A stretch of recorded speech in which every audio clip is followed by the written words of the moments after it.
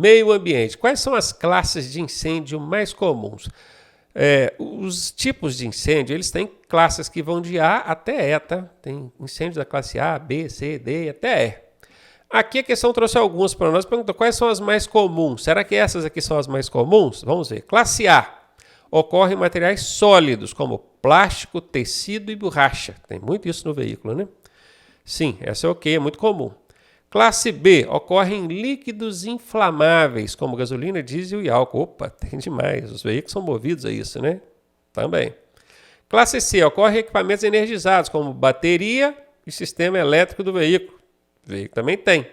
Essas três são muito comuns? Sim. Todas estão corretas? Sim, essa é a resposta.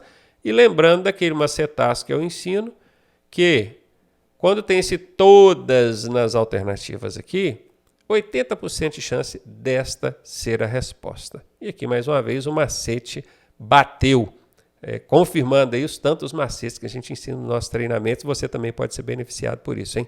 Vem estudar com a gente. Mais um sobre mecânica. Para que o cinto de segurança possa cumprir sua função, sempre após ter sido submetido a uma grande força de tração, exemplo, após um sinistro é acidente, tá? Você deve fazer o quê? Então imagina, teve ali uma colisão, bateu de frente. E o cinto tomou aquele impacto, né? Porque ele segurou você ali para evitar que você se machucasse. Ainda mais, né? Porque às vezes ele não evita que machuca, mas evita que não seja tão grave. Beleza, após essa forte tração que o cinto sofreu, o que você tem que fazer? Qual que é a sua obrigação? Substituí-lo? Trocar o cinto, ir lá na oficina, mandar tirar aquele e colocar um outro? Ah, professor, mas o cinto está aqui, normalzinho, não arrebentou nada, está funcionando, bacaninha. Pois é, mas ali no sistema do cinto de segurança tem uma espécie de gatilho que trabalha muito rapidamente no caso da colisão para travar o cinto. Você já reparou que se você puxar o cinto devagarinho, ele vai.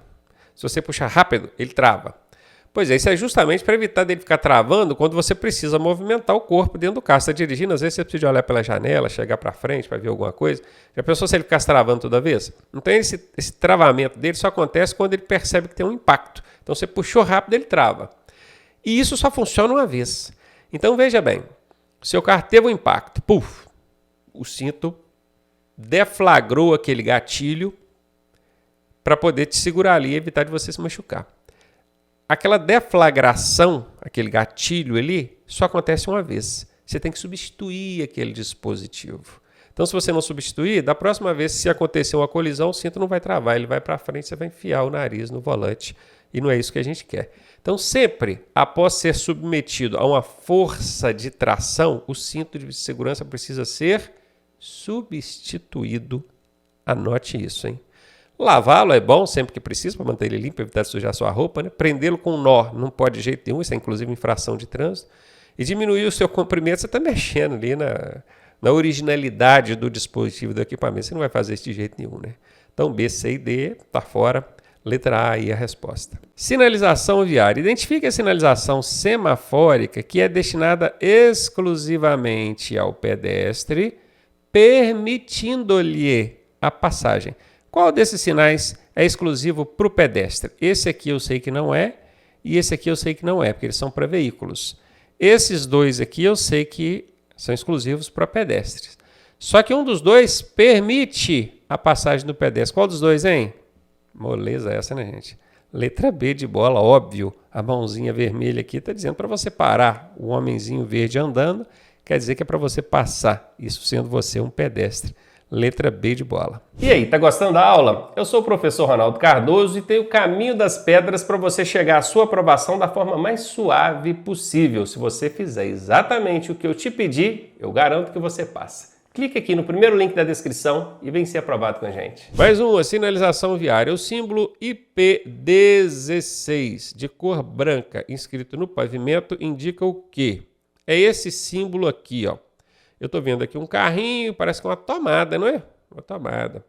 Isso aqui, gente, ó, símbolo, cor branca, inscrito no pavimento. Pavimento é no chão, no solo, no asfalto. Perceba que isso aqui não é uma placa. Esse cinza que vocês estão vendo aqui, ó, é só um recorte do asfalto. Ele tá vendo, tem até meio que uma textura de um asfalto aqui, ó. Pode ser que na prova não caia tão bonitinha essa textura de asfalto. Então entenda, não existe essa placa aqui não. Isso aqui é uma pintura que vem no chão, no asfalto. Quando você vê isso aqui no chão, você entende o quê? É recarga de veículo elétrico? Parece que sim, né? Aí, ó, tem uma tomadinha. Circulação de veículo elétrico? Ih, rapaz, de novo, é veículo elétrico, veículo elétrico, veículo elétrico, veículo elétrico. É a tal da pegadinha. Trânsito de veículo elétrico ou proibido veículo elétrico? Para ser proibido, tinha que ter a tarja transversal. Então, isso aqui eu já elimino, né? Já elimino. Ficou aqui, é recarga, circulação ou trânsito. O que você acha? Onde você vê isso aqui no pavimento, no chão?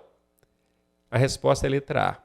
Sempre que você perceber isso aqui no chão, isso normalmente você vai encontrar. Pode ser na pista mesmo ou em áreas de estacionamento privado de uso coletivo. Por exemplo, estacionamento de shopping, supermercados, faculdades, mesmo condomínios. Quando você perceber que naquela vaga ali tem esse símbolo no chão, significa que ali é para veículos elétricos. É porque ali tem uma tomada, um ponto de recarga. Então ali só pode estacionar veículo elétrico. Letra A é a resposta. Mais uma de direção defensiva. A distância percorrida pelo veículo após o condutor perceber efetivamente o perigo e acionar os freios é denominada, quer dizer chamada, tá? Às vezes caem umas palavras difíceis assim em prova e o pessoal fica meio em dúvida.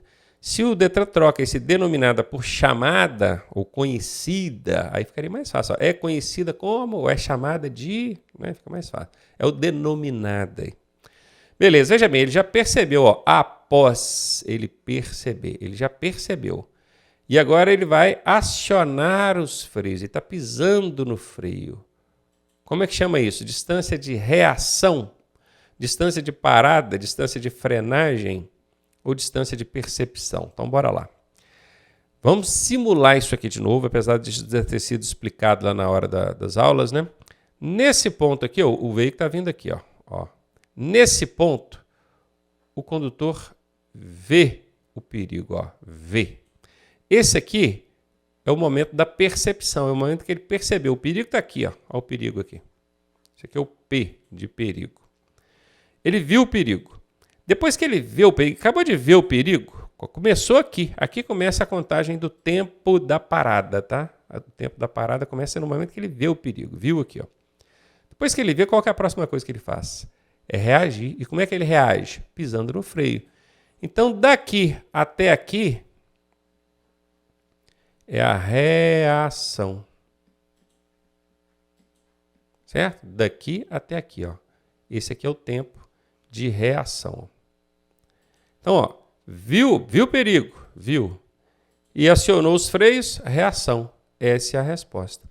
Professor, e depois que ele pisa no freio, daqui, ó, que ele pisou no freio nesse momento, até ele parar efetivamente, aqui é a parada, ó, parada. Como é que chama daqui até a parada? É o tempo de frenagem, né? Que nesse momento ele aciona o freio e o carro começa a frear até parar. Beleza? Então, ó, viu o perigo, entre o ver e o frear é o tempo de reação, acionou o freio até parar é o tempo de frenagem e o tempo de parada é tudo. É quando você pega do momento que ele vê até ele parar totalmente o veículo. Ok? Anota isso, assista de novo essa questão 1, 2, 3 vezes se for necessário, porque isso cai direto em prova. Hein? Direção defensiva. Exige menos habilidade do condutor dirigir utilizando-se da direção. Aí nós temos preventiva e corretiva. Dinâmica e alternativa inventaram para encher linguiça aqui. Nós já sabemos que a direção defensiva ela se divide em preventiva, que é onde o condutor prevê o risco e, consequentemente, age com antecedência. E esse aqui é onde ele não prevê. E ele agiu com correção. Qual das duas vocês acham que exige maior habilidade dele? Essa aqui exige mais habilidade. E essa aqui de cima exige menos habilidade, porque ele já estava prevendo, ele agiu com antecedência, com tranquilidade.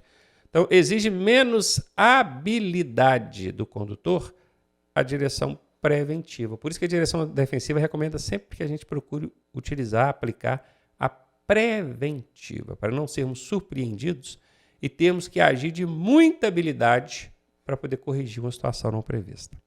Letra C é a resposta. Conceitos e definições é o tema dessa questão.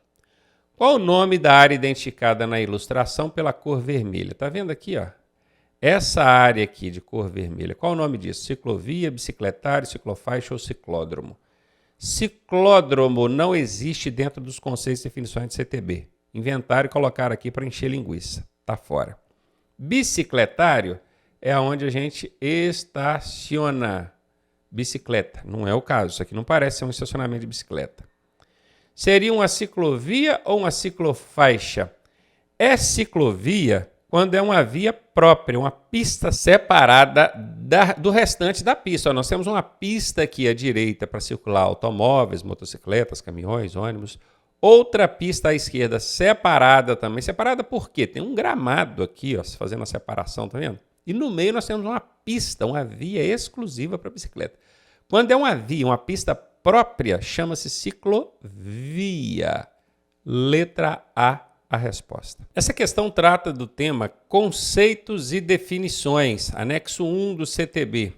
E que traz, ó, denomina-se alguma coisa, o local na via ou fora dela, destinado ao estacionamento de bicicleta. Estacionamento de bicicleta. Como é que chama o estacionamento de bicicleta? É bicicletaria, espaço bike, bicicletário ou espaço ciclo. Esse denomina-se aqui, gente, é um termo talvez não muito popular, que alguns tenham dúvida a respeito dele. A gente pode substituir esse denomina-se por é chamado de, ou qual é o nome de, beleza? Denomina-se, ó, nome. Denomina-se, é chamado de. Então, vamos ler de novo, ó. É chamado de bicicletaria. O local, na via ou fora dela, destinado ao estacionamento de bicicleta, é bicicletaria. Ou seria espaço bike, ou bicicletário, ou espaço ciclo? A resposta é bicicletário. Anote isso aí, tá? Esse bicicletário, onde tem aqueles, tipo uns arcos assim de ferro mesmo, que ficam no chão ou na parede, você chega, prende a roda da frente da bicicleta ali e pronto. Aí é o estacionamento de bicicleta, chamado de bicicletário. Então, ó, é chamado de bicicletário o local na via ou fora dela destinado ao estacionamento de bicicletas. Letra C. Mais um de primeiros socorros. Qual é a prioridade ao socorrer uma vítima de sinistro de trânsito? Sinistro é a forma chique de chamar os acidentes agora, né? Já acostumaram com isso. Prioridade, gente, é aquilo que a gente tem que observar primeiro, ou fazer primeiro. Prioridade, vem de primeiro. Sinalizar o local e chamar o resgate. Isso é prioridade? Eu penso que sim, é uma das primeiras coisas que a gente tem que fazer, né? Se não a primeira, sinalizar o local e chamar o resgate. Vamos ver, vamos botar essa aqui como certa. Constatar e imobilizar possíveis fraturas. Olha, entre verificar se a vítima tem uma fratura, um osso quebrado, e imobilizar aquele osso quebrado, e sinalizar o local e chamar o resgate, qual das duas você acha que tem que fazer primeiro? É a de cima, não é? A letra A. E aqui está falando de prioridade é o que vem primeiro, então eu já eliminei. Entre A e B eu fiquei com a A. Vamos ver a C. Verificar o estado de choque e controlá-lo, caso haja. Estado de choque é uma das situações que a gente precisa agir em caso de primeiros socorros. Não vou entrar no detalhe aqui porque não é o cerne da questão. Mas entre verificar o estado de choque e controlá-lo e sinalizar o local e chamar o resgate, qual que vocês fazem primeiro? Letra A de novo, né? Então a letra C está eliminada. Transportar a vítima para o hospital mais próximo. Isso nem é procedimento adequado, né? A gente não deve trazer, remover vítima do local do acidente. Então isso aqui está fora também. Sobrou para a gente. Letra A. Sinalizar o local e chamar o resgate é sempre as primeiras ações a serem realizadas em caso de prestação de socorro sinistro de trânsito. Anota isso aí. Mais um sobre meio ambiente. Os poluentes do ar especificados pelo CTB são. E aqui tem um problema que muita gente não se atenta. Poluentes do ar, tem um monte. Se você for olhar em legislação ambiental, então você vai achar N poluentes do ar. Mas veja aqui, está dizendo, especificados pelo CTB. E aí é até estranho, porque o Código de Trânsito Brasileiro ele não tem um objetivo de tratar sobre poluentes do ar. Ele até fala de poluição ambiental, que o veículo precisa de passar por revisões, ter os dispositivos de diminuição de poluição funcionando adequadamente, que é catalisador, cânice, a sonda lambda e tantos outros, silencioso, silenciador. Mas o CTB, ele fala desse poluente do ar especificamente, aquele monóxido disso, dióxido daquilo, não fala. Só tem um que você vai encontrar no CTB, que é o Código de Trânsito Brasileiro. Sabe qual é? Esse bacana aqui, ó. Se você puxar aí no Google, CTB, o primeiro link que aparecer é o Código de Trânsito Brasileiro, você vai dar um Ctrl F, segura a tecla Ctrl e F e faz uma busca por gases, você vai encontrar. Agora, qualquer outro poluente você não vai encontrar, só gases mesmo, tá? Fuligem é poluente do ar? Sim. Os veículos expelem? Sim. Mas está no CTB? Não. Tá? Então é só esse bacana aqui mesmo. Vapores e poeira nem é poluente, né? Faz parte do ambiente mesmo. Agora, esses gases, o tempo todo no CTB você vai encontrar. Letra C, anote isso, hein? Poluente do ar especificado no CTB, meu querido, é só esse aqui, letra C.